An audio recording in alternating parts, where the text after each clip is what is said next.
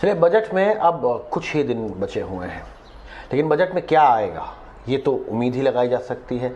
लेकिन इंडस्ट्रीज क्या क्या मांग कर रही हैं ऑटो इंडस्ट्री को लेकर, इस पर एक रिपोर्ट देखते आइए।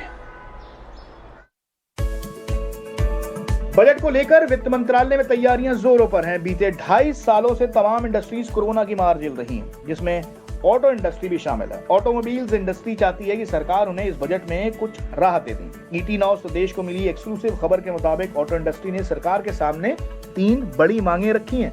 क्या है वो मांगे?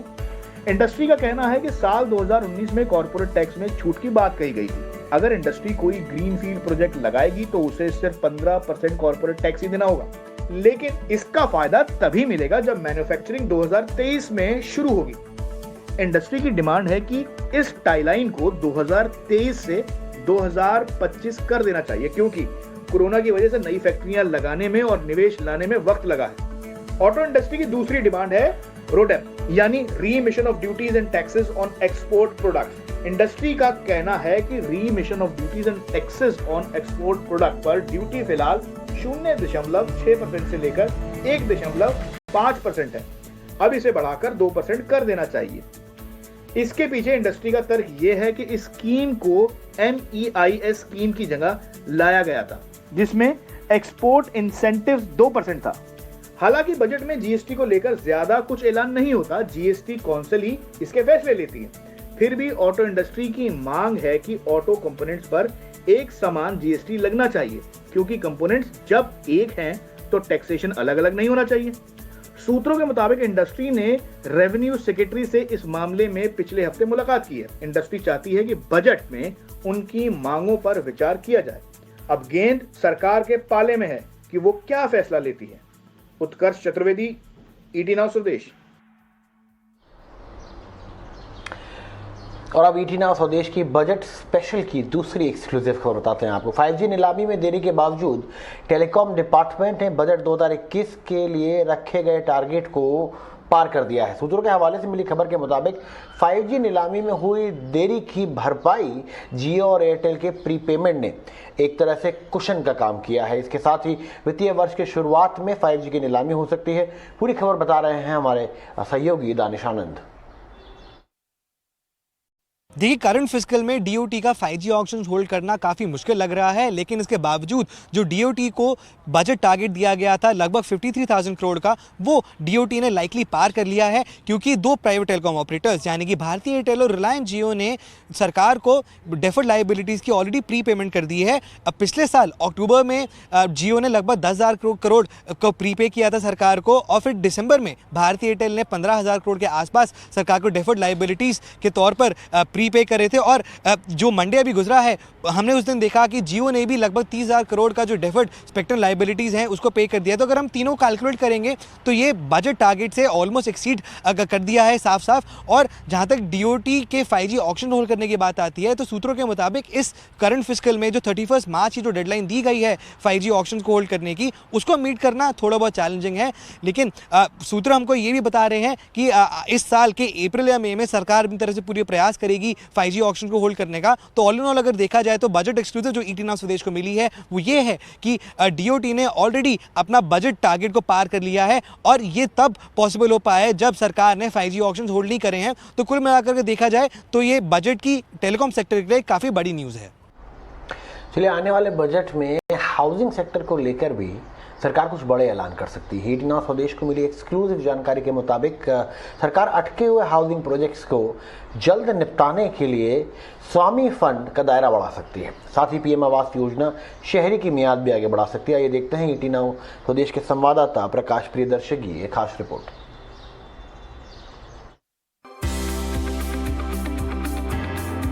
स्वामी यानी special window for affordable and middle income housing 2019 में देश भर में 1500 से ज्यादा अटके हुए प्रोजेक्ट्स की फंडिंग के लिए मोदी सरकार ने ये स्कीम लॉन्च की थी।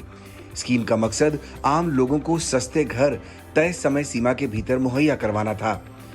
स्कीम की कामयाबी को देखते हुए केंद्र सरकार का शहरी विकास मंत्रालय चाहता है कि अब इसका दायरा और बढ़ा दिया जाए। ईटी नाउ स्वदेश को मिली एक्सक्लूसिव जानकारी के मुताबिक आने वाले बजट में इस स्कीम के लिए 10,000 करोड़ रुपए का प्रावधान किया जा सकता है। इसके लिए योग्यता नियमों में कुछ ढील दिए जाने की उम्मीद है। शहरी विकास मंत्रालय का मानना है कि कोविड के चलते हाउसिंग सेक्टर में आई फंडिंग की दिक्कत को ये स्कीम दूर कर सकती है। साथ ही ये स्कीम हर साल 10,000 नए अफोर्डेबल घर मुहैया करवा सकती है। सरकार आगामी बजट में हाउसिंग सेक्टर के लिए राहत की घोषणाएं कर सकती है और ये राहत दो तरीके से हो सकती है। एक तो जो मौजूदा हाउसिंग स्कीम्स हैं उसको बढ़ाया जा सकता है और साथ ही साथ कुछ अतिरिक्त घोषणाएं की जा सकती है जो कि इंडस्ट्री और होम बायर्स दोनों के लिए हो सकती है। सूत्र हमें बता रहे हैं कि अफोर्डेबल हाउसिंग सेगमेंट के लिए सरकार ने जो मौजूदा स्कीम शुरू की है जिसके तहत 45 लाख रुपए तक के घरों की खरीद पर होम बायर्स को ब्याज में अतिरिक्त 1.5 लाख रुपए की छूट मिलती है। इस स्कीम को बढ़ाया जा सकता है। शहरी विकास मंत्रालय ये भी चाहता है कि पीएम आवास योजना शहरी की मियाद को भी बढ़ाया जाए। ये स्कीम 2022 में खत्म होने वाली है, लेकिन मंत्रालय का प्रस्ताव है कि इसे मार्च 2023 तक बढ़ा दिया जाए। सरकार पीएम आवास योजना ग्रामीण की मियाद पहले ही 2024 तक आगे बढ़ा चुकी है। उम्मीद की जा रही है कि बजट में पीएम आवास योजना शहरी को लेकर भी ऐलान कर दिया जाएगा। प्रकाश प्रियदर्शी, ET नाउ स्वदेश। चलिए, आज हिंदुस्तान के बजट को पेश होते होते अब कई साल बीत गए हैं, लेकिन सवाल यह है कि इसकी शुरुआत कब हुई थी, कहां से हुई थी, और इसके इतिहास के पन्नों की कुछ दिलचस्प कहानियां हम आपके सामने लाने की कोशिश करते हैं।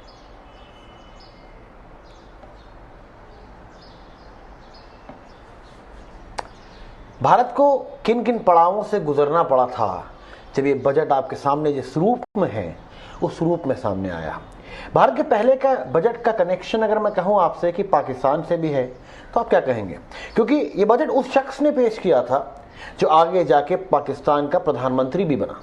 तो इतिहास के उन पन्नों को पलटते हैं जब लियाकत अली खान ने अविभाजित भारत यानी कि अनडिवाइडेड इंडिया का पहला बजट पेश किया था।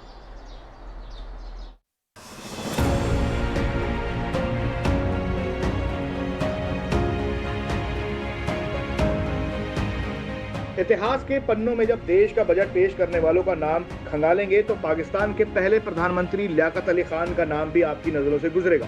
तो ऐसे में हैरान होने की जरूरत नहीं। जब बात देश के पहले बजट को पेश करने की आती है तो सभी जगह आपको R.K. शनमुगम चेट्टी का नाम मिलेगा, जिन्होंने भारत सरकार का पहला बजट 26 नवंबर 1947 को पेश किया था। लेकिन बहुत से लोगों को ये नहीं पता होगा कि इससे पहले मुस्लिम लीग के लियाकत अली खान पहले भारतीय थे जो भारत की अंतरिम सरकार का बजट पेश कर चुके थे। वही लियाकत अली खान जो बाद में पाकिस्तान के पहले प्रधानमंत्री बने। हालांकि लियाकत अली खान का यह बजट अंतरिम बजट तो था जो अंतरिम सरकार के लिए भी था। लियाकत अली खान ने उस दौर में बजट पेश किया जब ब्रिटिश हुकूमत के पांव भारत से उखड़ चुके थे और वो देश छोड़कर जा रहे थे। यानी ये वो दौर था जब आजाद भारत की सरकार बनने वाली थी।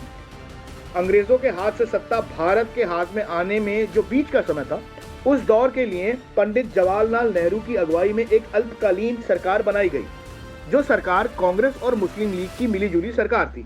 लियाकत अली जिन्ना के बाद ऑल इंडिया मुस्लिम लीग के सबसे बड़े नेता थे। उन्हें मुस्लिम लीग की ओर से पंडित जवाहरलाल नेहरू की अंतरिम सरकार में शामिल होने के लिए भेजा गया, जहां उन्हें वित्त मंत्री बनाया गया। इस अंतरिम कैबिनेट में सरदार पटेल, भीमराव अंबेडकर, बाबू जगजीवन राम जैसे बड़े नेता शामिल थे। लियाकत अली खान को मोहम्मद अली जिन्ना का बेहद खासम खास माना जाता था।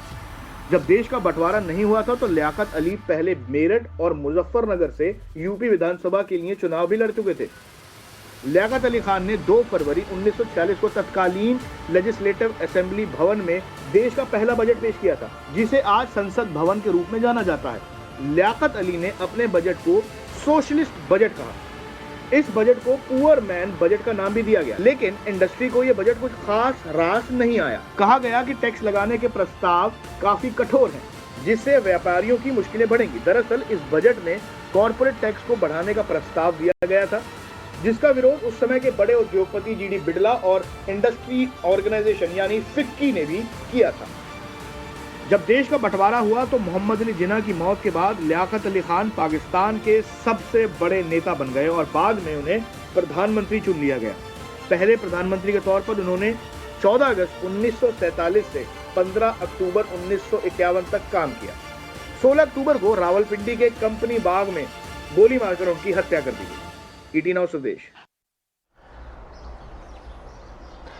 चलिए बात कर लेते हैं बाजार की। बाजार लगातार चौथे दिन भी गिरावट के साथ बंद हुआ है। इस हफ्ते के आखिरी दिन निफ्टी 140 अंक तो सेंसेक्स 427 अंक लुढ़क गया।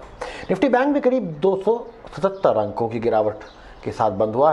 लेकिन कैसा रहा दिन भर बाजार और सब बताने के लिए हमारी सहयोगी पूजा त्रिपाठी हमारे साथ जुड़ रही हैं। पूजा बताएं।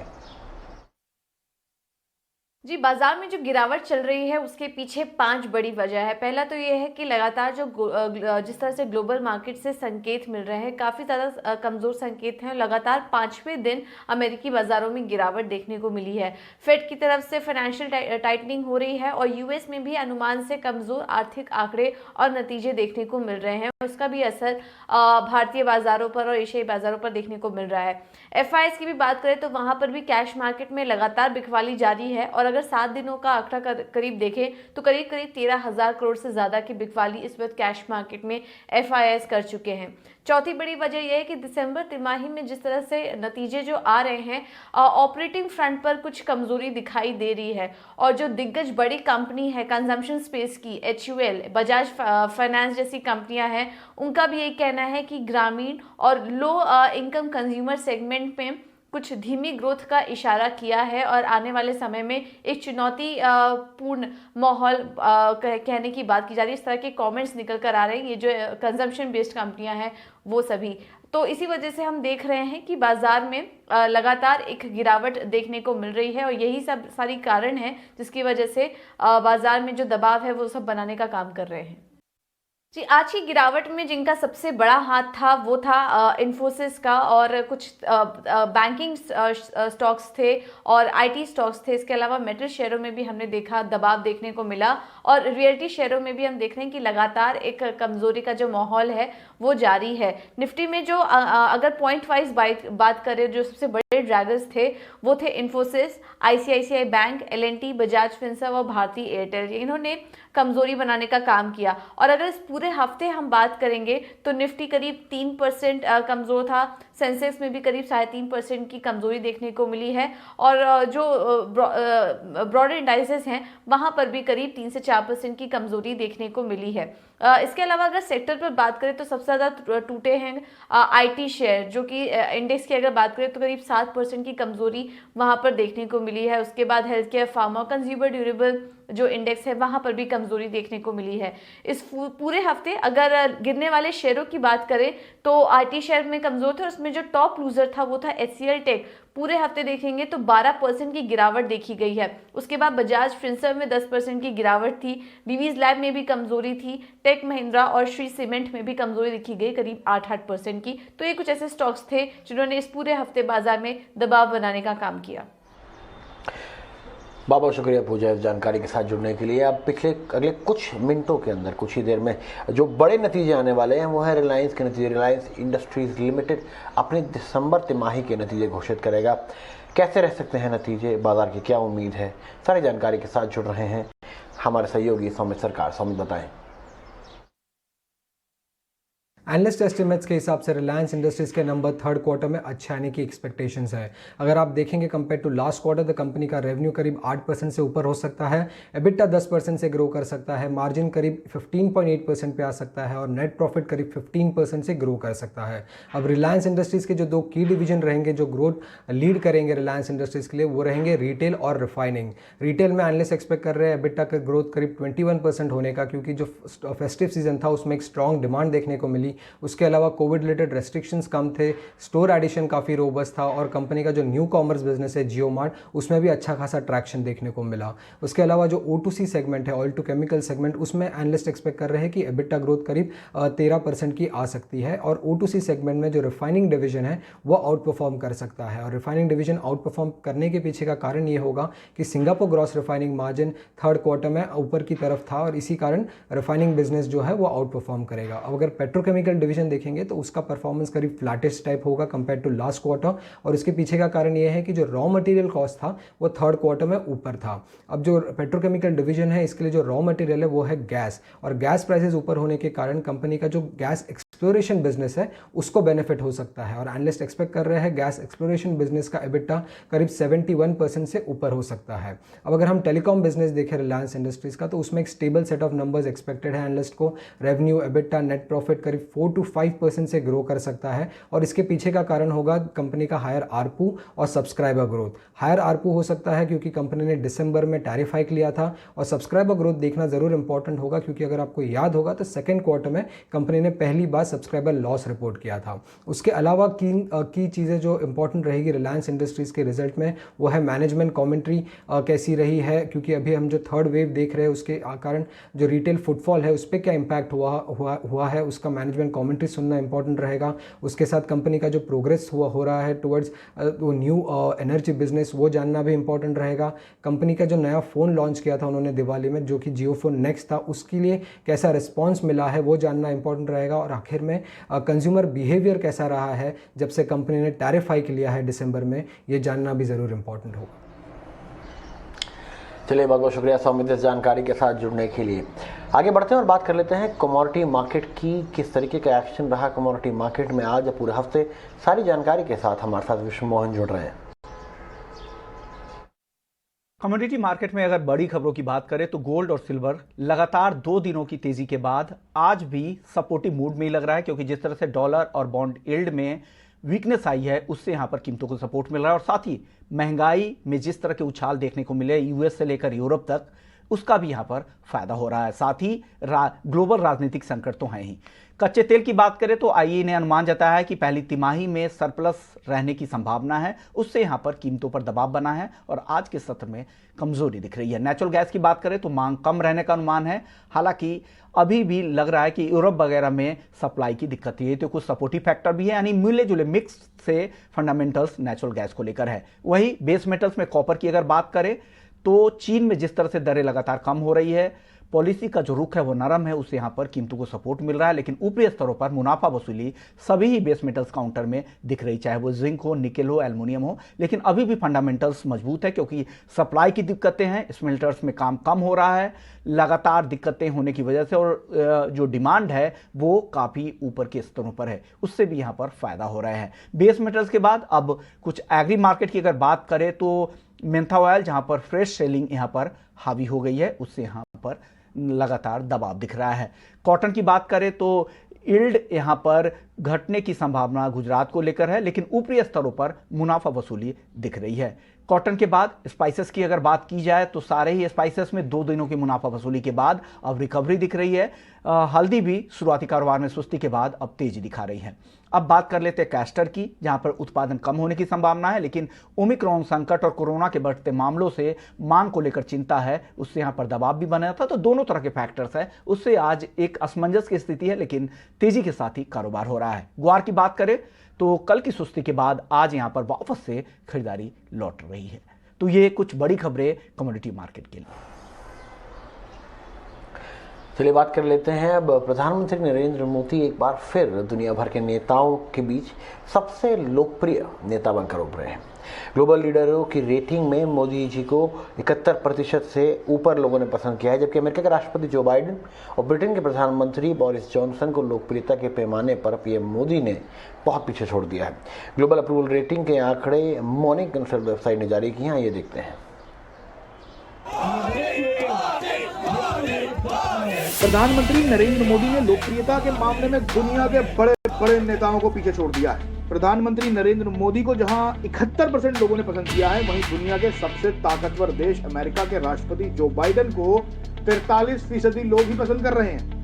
फ्रांस के राष्ट्रपति मैक्रोन का तो और भी बुरा हाल है, उन्हें सिर्फ 34% लोगों ने पसंद किया है। ग्लोबल लीडर्स में सबसे बुरा हाल ब्रिटिश प्रधानमंत्री बोरिस जॉनसन का हुआ है। जॉनसन अपने देश के केवल 26% लोगों के ही दिल में जगह बना सके हैं। लोकप्रियता के पैमाने पर प्रधानमंत्री नरेंद्र मोदी के आसपास केवल मैक्सिको के राष्ट्रपति आंद्रेस मैनुअल और इटली के प्रधानमंत्री मारियो ही दिखाई देते हैं। मैक्सिको के राष्ट्रपति को उनके देश के 66% और इटली के प्रधानमंत्री को वहां के 60% लोगों ने पसंद किया है। वेबसाइट ने ग्लोबल लीडर्स की डिसअप्रूवल यानी नापसंदगी के आंकड़े भी जारी किए हैं, जिसमें सबसे ऊपर हैं ब्रिटिश प्रधानमंत्री बोरिस जॉनसन और दूसरे नंबर पे हैं फ्रांस के राष्ट्रपति मैक्रोन और फिर ब्राजील के राष्ट्रपति बोल्सोनारो।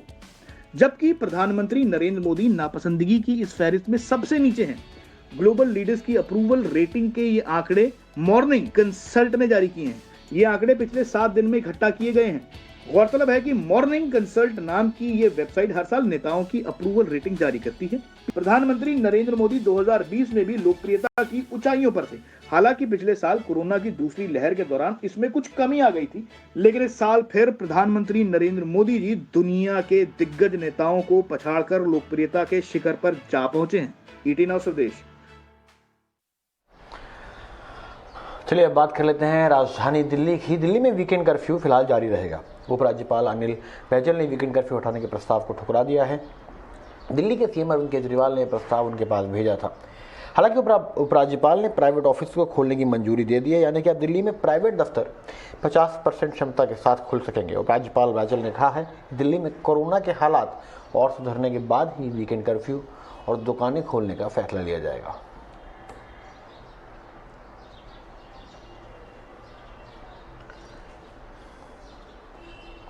महाराष्ट्र में कोरोना के घटते मामलों को देखते हुए राज्य सरकार ने स्कूलों को खोलने का फैसला लिया है। महाराष्ट्र सरकार के शिक्षा विभाग ने 24 जनवरी से राज्य के सभी जिलों में स्कूल खोलने के आदेश जारी कर दिए हैं। इसके साथ ही कुछ शर्तें भी लगाई हैं। क्या हैं शर्तें? सरकार ने उन्हीं जिलों या इलाकों में स्कूल खोलने की अनुमति दी है जहाँ कोरोना के मामले औसत से कम हैं। इसके साथ ही स्कूल खोलने का फैसला पूरी तरह से स्थानीय प्रशासन का होगा। अधिकारी तय करेंगे कि उनके इलाके में किन जगहों पर स्कूल खोले जाएंगे। राज्य के उच्च एवं तकनीकी शिक्षा मंत्री के मुताबिक स्कूलों को खोलने के फैसले के बाद जल्द ही राज्य में कॉलेज शुरू किए जाएंगे। इसके लिए कलेक्टर स्थानीय स्तर पर हालात का जायजा लेकर फैसला करेंगे।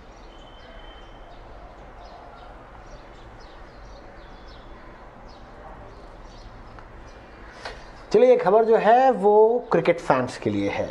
जी हाँ, इसी साल अक्टूबर में इंडिया और पाकिस्तान का T20 मुकाबला ऑस्ट्रेलिया में होने जा रहा है। ये मुकाबला ऑस्ट्रेलिया के मेलबोर्न क्रिकेट ग्राउंड पर खेला जाएगा। इंडिया पाकिस्तान के अलावा और कौन कौन सी टीमें इसमें हिस्सा लेंगी, आइए आपको बताते हैं। भारत पाकिस्तान का मैच दोनों ही देशों के लिए किसी जंग से कम नहीं। 2021 में T20 वर्ल्ड कप में भले ही पाकिस्तान ने भारत को शिकस्त जरूर दी, पर अब मौका 2022 का है, जिसमें इंडियन टीम का एक बार फिर मुकाबला पाकिस्तान से होगा। यह मुकाबला 23 अक्टूबर को मेलबर्न क्रिकेट ग्राउंड में खेला जाएगा। जी हां, आईसीसी ने इस साल होने वाले T20 वर्ल्ड कप 2022 का शेड्यूल जारी कर दिया है। अगर बात की जाए भारत और पाकिस्तान के T20 वर्ल्ड कप के रिकॉर्ड की, तो दोनों टीमें 6 बार आपस में भिड़ चुकी हैं।